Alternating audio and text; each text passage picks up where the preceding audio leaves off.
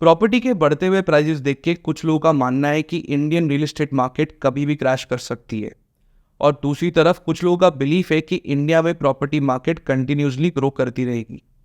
जो लोग already property खरीद चुके हैं उन्हें अपने इन्वेस्टमेंट पे अच्छे रिटर्न्स चाहिए, और इसीलिए वो चाहते हैं कि मार्केट और ज़्यादा ग्रो करे।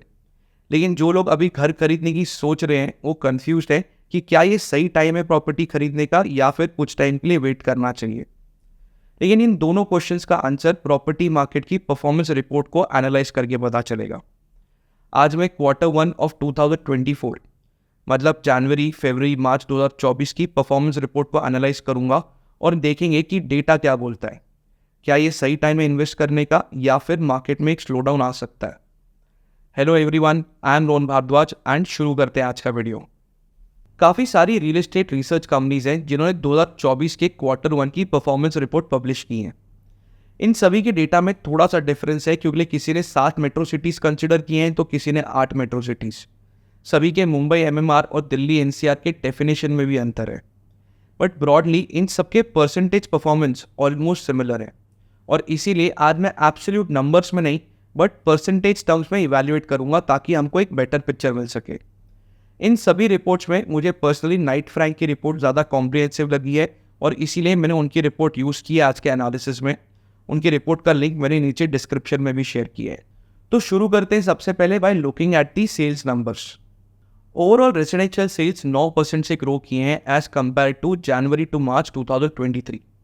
मतलब लास्ट ईयर के कंपैरिजन में डिमांड ज़्यादा है। बहुत ज़्यादा नहीं है, थोड़ी ज़्यादा है, लेकिन इंपॉर्टेंट ये है कि डिमांड कम नहीं हुई है। मतलब लोग अभी भी घर खरीदना चाहते हैं। अगर हम 2019 मतलब प्री कोविड से कंपेयर करें तो डिमांड 140% बढ़ी है।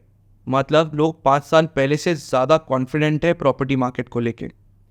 अगर सिटी वाइज डेटा देखें तो सबसे ज़्यादा सेल्स ग्रोथ हुई है Mumbai MMR, followed by Hyderabad and Pune. Delhi NCR और बैंगलोर में सेल्स ग्रोथ स्लो हो गई है। इनफैक्ट बैंगलोर एक लौती सिटी है जहाँ पे लास्ट ईयर के कंपैरिजन में सेल्स कम हो गए हैं। बहुत नहीं, मार्जिनली कम हुए, बट कम हुए हैं। हिस्टोरिकली जनवरी, फरवरी, मार्च रियल एस्टेट के लिए हमेशा से अच्छा टाइम रहा है, क्योंकि इन 3 महीनों में सेल्स काफ़ी बढ़ जाते हैं। इस साल ग्रोथ डिसेंट हुई है, मतलब ग्रेजुअली डिमांड स्टेबल होने लगी है, बट अभी भी ग्रोथ है। इसका मतलब ये है कि लोग घर खरीदने को लेके अभी भी काफ़ी पॉजिटिव है। अब अगर बजट वाइज सेल्स की बात करें तो 1 करोड़ से ऊपर की प्रॉपर्टीज का मार्केट शेयर 29% से बढ़ के 40% हो गया है। लेकिन mid segment that is 50 lakh से 1 करोड़ की प्रॉपर्टीज और अफोर्डेबल मतलब 50 लाख से कम की प्रॉपर्टीज का मार्केट शेयर कम हो गया है। मिड सेगमेंट का शेयर लास्ट ईयर के कंपैरिजन में 38% से गिर के 33% हो गया है, और अफोर्डेबल हाउसिंग का शेयर 32% से गिर के 27% हो गया है। यहाँ पे एक थॉट प्रोसेस है कि लग्जरी हाउसिंग की डिमांड बढ़ने की वजह से 1 करोड़ के ऊपर की प्रॉपर्टीज़ की सेल्स बढ़े हैं। अभी कुछ हद तक तो सही है, लेकिन कॉस्ट ऑफ कंस्ट्रक्शन और इन्फ्लेशन बढ़ने की वजह से बाय डिफ़ॉल्ट प्रॉपर्टी महंगी हो गई है। प्लस डेवलपर्स ने भी अच्छी मार्केट कंडीशंस का फ़ायदा उठाया है और एडिशनल प्रॉफिट कमाने के लिए प्रॉपर्टी के प्राइसेस काफ़ी ज़्यादा बढ़ा दिए हैं, और इसीलिए बाय डिफ़ॉल्ट प्रीमियम प्रॉपर्टीज़ अगर ज़्यादा बनेंगी तो उनका सेल्स का शेयर भी ज़्यादा होगा। और इसका डायरेक्ट इम्पैक्ट आता है मिड सेगमेंट प्रॉपर्टीज़ पे, क्योंकि उस सेगमेंट पे लॉन्चेस ही कम हो रहे हैं। अगर लॉन्च कम होंगे तो उसका सेल्स का शेयर भी कम होगा। लेकिन अफोर्डेबल का केस सेम नहीं है। अफोर्डेबल सेगमेंट के केस में डेवलपर्स ने खुद ही नए प्रोजेक्ट्स बनाना बहुत कम कर दिया है, क्योंकि एक तो ज़मीन की कॉस्ट बहुत बढ़ गई है, कॉस्ट ऑफ कंस्ट्रक्शन बढ़ गया है। लेकिन मेजरली गवर्नमेंट रेगुलेशंस की वजह से एक अफोर्डेबल प्रोजेक्ट बना के बेचना प्रॉफिटेबल नहीं रहा है, और इसीलिए हम फ्यूचर में देखेंगे कि मैक्सिमम प्रोजेक्ट्स प्रीमियम सेगमेंट में ही लॉन्च होंगे और ग्रेजुअली अफोर्डेबल और मिड सेगमेंट कम होता जाएगा।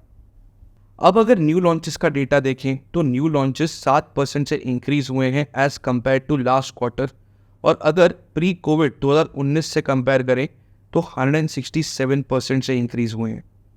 मतलब डेवलपर्स अभी भी कॉन्फिडेंट है कि नया प्रोडक्ट बिक जाएगा। अगर सिटी वाइज डेटा कंपेयर करें तो कोलकाता में सबसे ज़्यादा न्यू लॉन्चेस हुए हैं, followed by Pune, Chennai and Bengaluru. NCR, Hyderabad और मुंबई में मार्जिनल चेंजेस हुए हैं। लेकिन लास्ट 5 सालों का डेटा कंपेयर करें तो सबसे ज़्यादा न्यू लॉन्चेस कोलकाता, हैदराबाद और दिल्ली NCR में हुए हैं। मतलब लास्ट 5 सालों में इन सिटीज़ में सप्लाई काफ़ी बढ़ गई है। अगर प्राइस ग्रोथ की बात करें तो एवरेज में प्राइजेस 5 से 13% के बीच बढ़े हैं as compare to last year. कुछ स्पेसिफिक लोकेशंस पे प्राइजेस एक्सेप्शनली 20-30% भी बढ़े हैं, लेकिन एवरेज पे 5 से 13% ही बढ़े हैं। अगर लास्ट क्वार्टर से कंपेयर करें तो प्राइजेस मार्जिनली 1-2% ही बढ़े हैं। मतलब डेवलपर्स भी इस बात को रियलाइज़ कर रहे हैं कि अभी बायर्स और ज़्यादा प्राइस राइज के लिए तैयार नहीं हैं, और अगर अभी प्राइजेस और बढ़े तो शायद सेल्स स्लो हो जाएंगी। ये पहला साइन है मार्केट करेक्शन का कि डेवलपर्स प्राइस इंक्रीज पे स्लो जा रहे हैं। सेल्स, न्यू लॉन्चेस और प्राइस ग्रोथ का कोरिलेशन निकालने के लिए हमें अनसोल्ड इन्वेंट्री का डेटा एनालाइज करना होगा।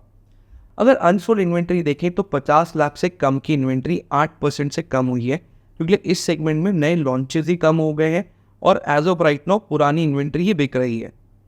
लेकिन 1 करोड़ से ज़्यादा की प्रॉपर्टी में सबसे ज़्यादा अनसोल्ड इन्वेंट्री है, वो है 33%। सो बेसिकली इस सेगमेंट में नए लॉन्चेस भी सबसे ज़्यादा हुए हैं, सेल्स भी सबसे ज़्यादा हुई है और अनसोल्ड इन्वेंट्री भी सबसे ज़्यादा पड़ी हुई है। ज़्यादा अनसोल्ड इन्वेंट्री का मतलब है कि डेवलपर्स पे प्रेशर रहेगा और वो प्राइजेस बढ़ाने में हिचकिचाएंगे, क्योंकि उन्हें एक डर रहेगा कि अगर उन्होंने प्राइजेस ज़्यादा बढ़ा दिए तो उसका इम्पैक्ट डायरेक्टली सेल्स पे आएगा। ये अनसोल्ड इन्वेंट्री बेचने के लिए डेवलपर्स के बीच काफ़ी ज़्यादा कंपटीशन भी होगा, और इसीलिए आगे आने वाले कुछ क्वार्टर्स में हम काफ़ी सारे ऑफर्स और डिस्काउंट्स भी देख सकते हैं। तो अब क्वेश्चन आता है कि ये अनसोल्ड इन्वेंट्री को कितना टाइम लगेगा बिकने में। इसके लिए हमें क्वार्टर्स टू सेल का डेटा एनालाइज करना होगा। QTS का मतलब है कि कल से अगर कोई भी नया प्रोजेक्ट लॉन्च नहीं हो तो आज के करंट डिमांड के हिसाब से कितने महीनों में ये सारी अनसोल्ड इन्वेंट्री पूरी तरह बिक जाएगी। So as of right now current demand के हिसाब से 50 लाख से कम की प्रॉपर्टीज 7.7 क्वार्टर्स में पूरी तरह बिक जाएंगी, मतलब ऑलमोस्ट 2 साल में। 50 लाख से 1 करोड़ की प्रॉपर्टीज को पूरी तरह बिकने में 4.9 क्वार्टर्स चाहिए होंगे, that is almost 16 months. 1 crore से ज़्यादा की इन्वेंट्री 5.2 क्वार्टर्स में पूरी तरह बिक जाएगी, मतलब 1.5 साल से कम में। अब एक प्रोजेक्ट को बनने में अराउंड 4 साल लगते हैं, मतलब रफली 16 क्वार्टर्स। अब अगर सारी अनसोल्ड इन्वेंट्री 5 से 6 क्वार्टर में बिक रही है, मतलब वो पूरा प्रोजेक्ट कंप्लीट होने से पहले ही सोल्ड आउट हो जाएगा।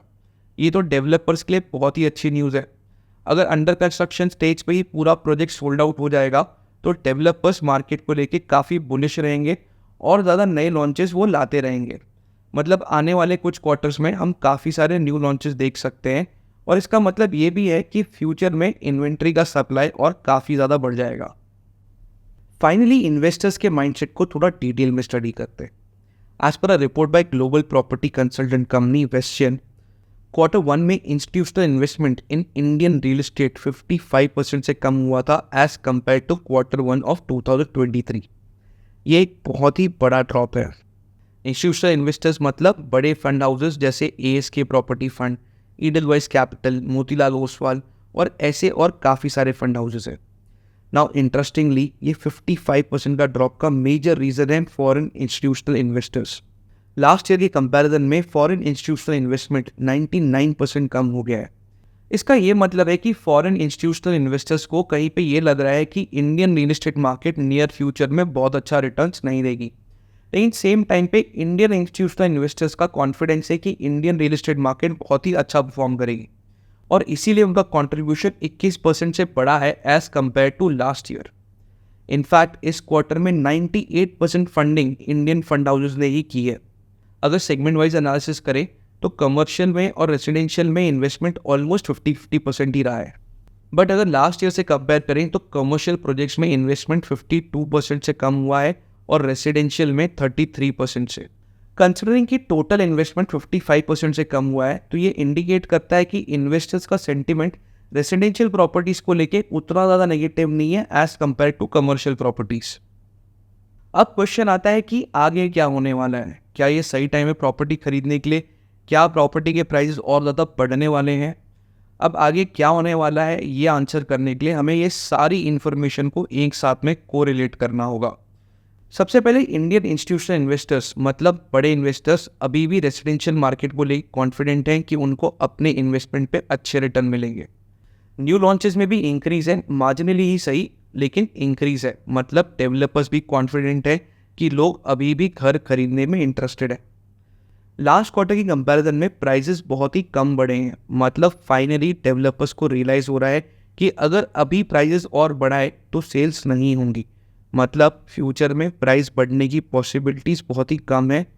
1 करोड़ से ऊपर की अनसोल्ड इन्वेंट्री बढ़ रही है, इसका मतलब है कि महंगी प्रॉपर्टीज़ का इन्वेंट्री सप्लाई बढ़ रहा है, लेकिन एज पर करंट डिमांड ये सभी प्रॉपर्टीज़ अंडर कंस्ट्रक्शन स्टेज पे ही बिक जाएंगी।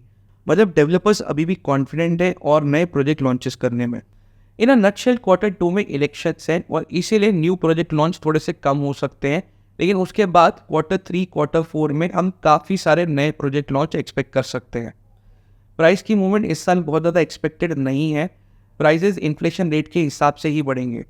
कुछ माइक्रो मार्केट्स डेफिनेटली होंगी जहाँ पे प्राइजेस अभी भी बहुत ज़्यादा बढ़ेंगे, और उसका मेजर रीज़न होगा कि ऐसे माइक्रो मार्केट्स में कोई पुराने इंफ्रास्ट्रक्चर प्रोजेक्ट्स जो बहुत पहले प्रपोज थे वो अभी कंप्लीशन स्टेज के पास हैं और इसीलिए प्राइजेस वहाँ पे बढ़ सकते हैं। असली चैलेंज आएगा जब ये लास्ट 4 सालों में जो इतने सारे प्रोजेक्ट लॉन्च हुए हैं, जब ये कंप्लीशन के नज़दीक पहुँचेंगे। क्योंकि जब ये प्रोजेक्ट्स रेडी होंगे तब इन्वेस्टर्स को एग्जिट चाहिए होगा, मतलब मार्केट में ready to move in inventory का सप्लाई एकदम से बढ़ जाएगा, जिसकी वजह से स्लो डाउन आ सकता है, लेकिन इसमें टाइम लगेगा। ये प्रॉब्लम कहीं पे 2026-27 के आसपास शुरू हो सकती है। तब तक मार्केट स्टेबल रहेंगी, प्राइस ग्रोथ होगा, बहुत ज़्यादा नहीं होगा बट फिर भी प्राइस ग्रोथ होगा। अब कुछ लोग हैं जो इस बात से बिल्कुल अग्री ही नहीं करेंगे। उनका मानना है कि प्रॉपर्टी मार्केट ऑलरेडी बहुत हाइप हो चुकी है, ये एक बबल बन गया है, कभी भी क्रैश हो सकता है। प्रॉपर्टी के प्राइसेस इतने ज़्यादा हैं कि घर बिक ही नहीं रहे हैं, कौन है जो ये घर खरीद रहा है? तो अनफॉर्चुनेटली मार्केट और डेटा ऐसा नहीं बोलते। सच्चाई तो ये है कि हर दिन नए प्रोजेक्ट लॉन्च हो रहे हैं और बहुत ही शॉर्ट ड्यूरेशन में वो कम्प्लीटली सोल्ड आउट भी हो रहे हैं। अब आप इसको एक्सेप्ट करो या ना करो, सच्चाई तो ये है कि इस साल प्रॉपर्टी मार्केट क्रैश होने की कोई भी पॉसिबिलिटी लग नहीं रही। हाँ, फ्यूचर में वो क्रैश होगा या स्लो डाउन होगा, that's a different story, but इस साल तो मार्केट स्टेबल रहेगी और क्रैश की कोई पॉसिबिलिटी नहीं है।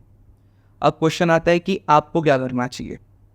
अगर आप एक एंड यूज़र हो और आपके बजट में कोई अच्छी चीज़ आ रही है तो आपको डेफिनेटली खरीद लेनी चाहिए, क्योंकि प्राइजेस कम होने की तो कोई पॉसिबिलिटी नहीं है। इनफैक्ट थोड़े से तो प्राइस बढ़ ही सकते हैं। लेकिन अगर आप एक इन्वेस्टर हो और ये सोच रहे हो कि मैं 3-4 साल में अच्छा प्रॉफिट लेके एग्जिट कर लूँगा, then according to me this is not the right time to enter the market. देखिए, शॉर्ट टर्म में आपको अच्छा प्रॉफिट कमाने की पॉसिबिलिटी बहुत ही कम है, लेकिन अगर आप 8-10 साल का होराइजन लेके चल रहे हो, अगर आप लॉन्ग टर्म इन्वेस्टमेंट की सोच रहे हो, that still you can invest, because long term में देर इज़ हाई पॉसिबिलिटी कि आपको अच्छे रिटर्न्स मिलेंगे। आई होप आपको आज का वीडियो इंटरेस्टिंग लगा होगा। अगर पसंद आया है तो प्लीज़ इसे लाइक कीजिए, और जो लोग भी आपके नेटवर्क में रियल एस्टेट में इन्वेस्ट करने की सोच रहे हैं उनके साथ में शेयर कीजिए, ताकि वो भी एक इन्फॉर्म्ड डिसीजन ले सके। अगर आप इंडियन रियल एस्टेट के बारे में और सीखना चाहते हैं, जानना चाहते हैं, तो मेरे चैनल को सब्सक्राइब कर लीजिए, क्योंकि मैं इसी तरीके से इंडियन रियल एस्टेट को कवर करता रहूँगा। That's all for today. Signing off. I'm Rohan Bhardwaj. Take care. Have fun.